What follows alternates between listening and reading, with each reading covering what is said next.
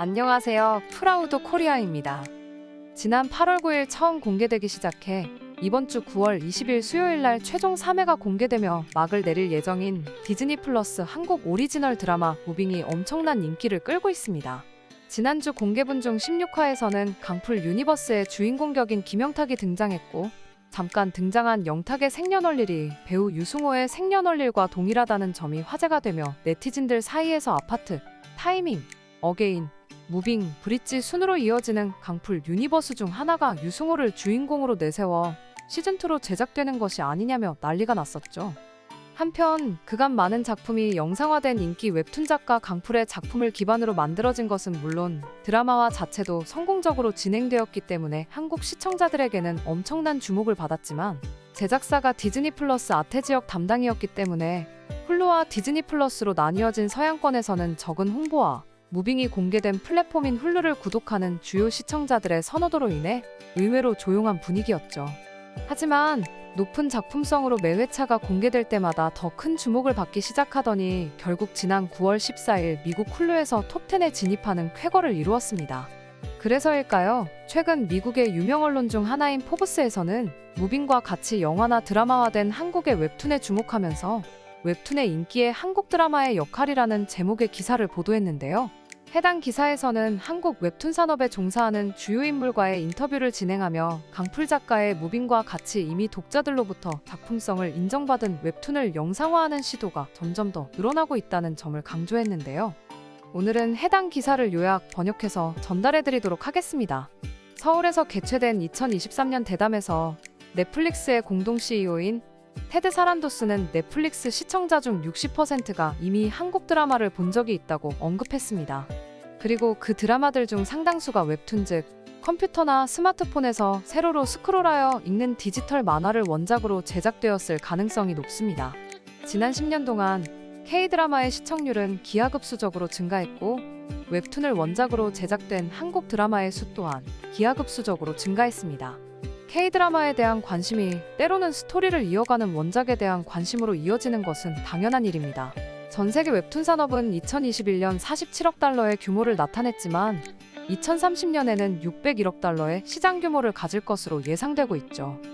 웹툰 엔터테인먼트의 웹툰 라이브러리를 기반으로 콘텐츠를 제작하는 한국 스튜디오 N의 권미경 대표는 전 세계 시청자들이 한국 콘텐츠와 웹툰 모두에 푹 빠지면서 우리는 폭풍의 한가운데에 있다고 말했습니다. 그리고 그녀는 단지 이 콘텐츠에 대한 거대한 글로벌 시장이 있었기에 가능했다고 덧붙였죠. 1997년 IMF 금융위기로 인해 엄청난 위기가 발생하기 전에는 한국 만화가 연간 약 20만 건 출판되어 80%가 판매되기도 하였습니다. 하지만 곧 경제위기로 인해 많은 사람들이 일자리를 잃었고 만화를 사는 것이 사치가 되었습니다. 일자리를 잃은 일부 예술가들은 자신의 웹사이트에 호스팅된 웹툰 형태로 온라인의 일상활동을 기록하기 시작했습니다. 온라인으로 만화를 읽는 방식은 즉시 대중화되지는 않았지만 웹툰은 점점 더 고도화되어 갔고 더 많은 독자를 확보하기 시작했죠. 2004년 한국의 웹포털 다음 코믹스라는 회사를 런칭했고, 최근 화제가 되고 있는 디즈니 플러스의 원작 웹툰 작가 강풀은 최초의 장편 웹툰 순정 만화를 출간했습니다. 조회수는 6천만 건이 넘었습니다. 이후 10년 동안 웹툰은 은밀하게 위대하게와 같은 영화 제작과 웹툰 형식으로 10억 명의 조회수를 기록한 미생과 같은 드라마 제작에 영감을 주었습니다. 이후 치즈 인 더 트랩, 유미의 세포들, 지금 우리 학교는, 스위트홈, 김비서가 왜 그럴까, 이태원 클라스 등 웹툰을 기반으로 한 드라마는 엄청난 흥행을 기록했습니다. 2023년에는 특히 이번 생도 잘 부탁해, 사냥개들, 아일랜드, 그리고 최근 디즈니 플러스에서 엄청난 인기를 얻고 있는 무빙 등의 웹툰 원작 한국 드라마가 개봉되며 많은 사람들이 이 드라마들을 시청했습니다. 2023년과 2024년에 개봉 예정인 웹툰 기반 드라마는 은퇴한 아이돌과의 이야기를 그린 이두나를 비롯해 스터디그룹, 오늘도 사랑스럽게, 정신병동에도 아침이 와요, 플레이플리, 캐셔로 등이 있습니다. 권 씨는 웹툰 콘텐츠 수요가 늘었다며 사냥개들과 이번 생도 잘 부탁해는 우리가 제작한 최신 히트작이라고 말했습니다. 또한 스위트홈은 최초의 대규모 웹툰 각색 드라마 중 하나였으며 2020년에 공개되어 넷플릭스에서 엄청난 히트를 기록한 것은 물론 이를 기반으로 이어진 웹툰 기반 드라마들이 굉장히 성공적인 흐름을 이어왔다고 밝혔죠. 권 씨는 웹툰과 이를 중심으로 발전하는 열정적인 팬덤을 살펴보면서 웹툰이 전 세계로 널리 전파될 수 있다는 사실을 일찌감치 깨달았었다고 말했습니다. 그리고 그녀는 서양 만화는 이미 영화화되어서 전 세계 극장에서 가장 인기 있는 영화 중 하나이며 만화는 오랫동안 애니메이션의 원천 역할을 해왔고 오늘날 우리는 웹툰을 혼합하여 도입하고 있으며 그 결과는 전 세계적인 히트작의 탄생이었다고 덧붙였습니다. 피터 백은 서울에 위치한 웹툰 제작사인 Y랩의 영상 제작 및 관련 사업을 담당하는 자회사 Y랩 플렉스의 CEO입니다. 백 씨에 따르면 업계의 발전으로 인해 각색에 적합한 다양한 장르, 캐릭터 및 설정을 포함하는 방대한 스토리 선택이 가능해졌다고 하죠. 백 씨는 웹툰 산업이 발전하기 전에는 드라마나 영화, 특히 일본 만화를 원작으로 하는 해외 작품들을 많이 찾았다고 합니다. 그러나 이제는 우리 한국 시장에서 작품을 찾을 때면 선택할 수 있는 작품의 종류가 정말 많다고 하죠. 그는 웹툰 산업의 성장과 함께 웹툰은 커다란 인기를 얻었으며 웹툰은 10대부터 30대까지 상대적으로 젊은 세대의 충성도 높은 독자층을 확보하고 있는데 이에 따라 젊은 세대를 타겟으로 한 드라마 시리즈의 상당수가 웹툰 작품을 소재로 선택되어 만들어진 것 같다고 덧붙였습니다. 만화라는 시각적 매체는 TV나 영화 각색에 적합하기에 웹툰 또한 위험 요소를 줄이려는 글로벌 OTT 플랫폼에게 현명한 선택 중 하나로 자리 잡았습니다. 이미 충성도 높은 팬층을 보유하고 있으며 시각적인 형식을 통해 쉽게 적응할 수 있죠. 2010년에 설립된 Y랩은 현재 웹툰 창작자들을 대상으로 한 교육부터 영상 콘텐츠 제작까지 모든 과정을 담당하고 있습니다. 회사 설명에 따르면 정말 터무니없는 아이디어라도 숙련된 제작자와 함께하면 명작으로 바뀔 수 있다고 하죠. 백 대표는 영상 콘텐츠 창작 제작의 경우 자체 스튜디오 시스템을 내재화해 자체 제작을 하는 경우가 많다고 말했습니다. 또한 그는 필요에 따라 외부 기업과 공동 제작 형태로 협업하는 경우도 있는데 공동 제작을 하게 되면 창작자 및 배우 회사와 협력하거나 IP와 시너지를 낼 수 있는 플랫폼과 협력한다고 덧붙였습니다. Y랩은 2020년에 비디오 콘텐츠 제작을 시작했고 차은우와 김남길이 주연을 맡은 아일랜드는 2022년 아마존 프라임을 통해 전 세계에 방영되었습니다. 방영 기간 동안 이 드라마는 플릭스 페트롤에 따르면 전 세계 26개국 상위 10위 안에 들었다고 하죠. 현재 기획, 개발, 촬영 중인 Y랩 IP가 12개 정도 더 있습니다. 웹툰 콘텐츠의 시장 규모가 커지고 제작 부문이 산업화되면서 제작 과정도 세분화, 체계화, 조직화되었죠. Y랩의 오세정 대표는 Y랩은 웹툰 IP 보유자이자 방송영상 제작사이기도 하다고 말했습니다.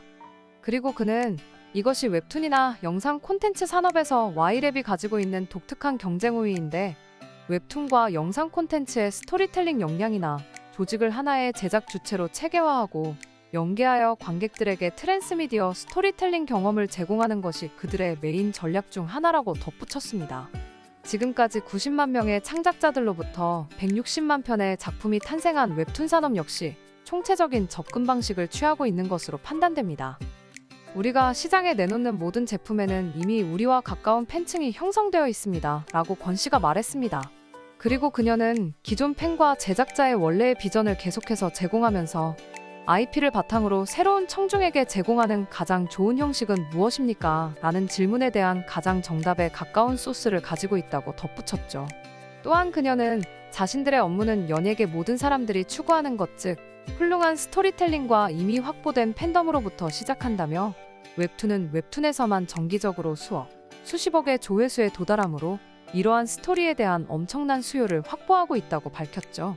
권 씨는 스튜디오로서 우리는 다양한 장르를 넘나들며 작업하기 때문에 작업이 신선하고 흥미로워진다고 말했습니다. 그리고 그녀는 스위트 홈의 호러, 사냥개들의 액션, 여신강림의 로맨스는 큰 성공을 거두었는데 보편적인 장르임에도 불구하고 항상 독특한 항목을 도입하려고 노력한다고 덧붙였습니다. 또한 그녀는 새로운 종류의 호러, 로맨스 또는 액션을 찾아가고 있으며 항상 프로젝트 개발 단계부터 많은 고려를 하고 있는 부분이라고 말했죠. 신선하고 새로운 목소리는 플랫폼 독자들의 관심을 먼저 끌 수 있는 진정한 이야기를 전달하고 이러한 주제는 결국 더 광범위한 시청자들에게 전달될 것이라고 그녀가 강조했습니다. 오 대표는 웹툰 시장의 높은 성장률로 인해 글로벌 기업들의 웹툰 시장 진출이 폭발적으로 늘어나고 있다고 강조했습니다. 그녀는 2023년 4월 아마존은 일본 시장에 아마존 플립툰이라는 웹툰 서비스를 출시했고, 애플도 자사 전자책 플랫폼인 애플북스를 통해 웹툰 페이지를 개설했다고 말했습니다. 웹툰의 다양하고 독창적인 스토리텔링도 커다란 매력 포인트 중 하나입니다. 독자들이 웹툰을 좋아하는 이유이기도 하고 원작으로 선호되는 이유기도 합니다. 미주리대학교 정보과학학습기술대학원 조혜림 조교수는 웹툰 독자에 대한 최근 연구들에서 웹툰의 일관된 매력은 접근성과 일관성 그리고 다양성이라고 밝혔습니다. 그녀는 웹툰 독자들이 스마트폰을 통해 언제 어디서나 쉽게 대부분 무료로 웹툰을 읽을 수 있다는 점을 높이 평가하는데, 콘텐츠 측면에서는 많은 웹툰 독자들이 공감하는 웹툰의 주요 매력 중 하나는 다양성이라고 했습니다. 작가, 배경, 등장인물, 테마, 문화 등이 다양하게 웹툰에서 나타난다는 것이었죠. 최근 한국 콘텐츠에 대한 글로벌 투자가 급격하게 늘어나고 있는 지금의 상황을 고려하면 웹툰에 대한 관심이 쉽게 식을 것 같지 않습니다. 넷플릭스는 최근 독창적인 한국 콘텐츠 제작에 25억 달러를 추가 투자했으며 그중 상당 부분이 웹툰을 원작으로 할 가능성이 높습니다. 권 씨는 많은 웹코믹스 중에서 특히 웹툰 각색은 독특한 관점에서 나온 예상치 못한 이야기이기 때문에 성공했다고 말했습니다. 그리고 그녀는 그것은 우리 플랫폼이 풍부하게 가지고 있는 것이기에 전통적인 스튜디오에서 나올 작품들을 기대하세요 라고 말했습니다. 시청해주셔서 감사합니다. 구독과 좋아요, 그리고 알람 설정 부탁드립니다.